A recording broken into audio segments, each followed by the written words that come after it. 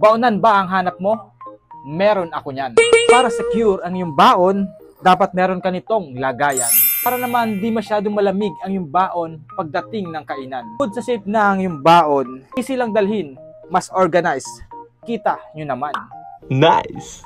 Ayan, kapag meron kang ganitong lagayan, sabi nga natin, mas organized ipagbitbit mo. Easy lang to dalhin.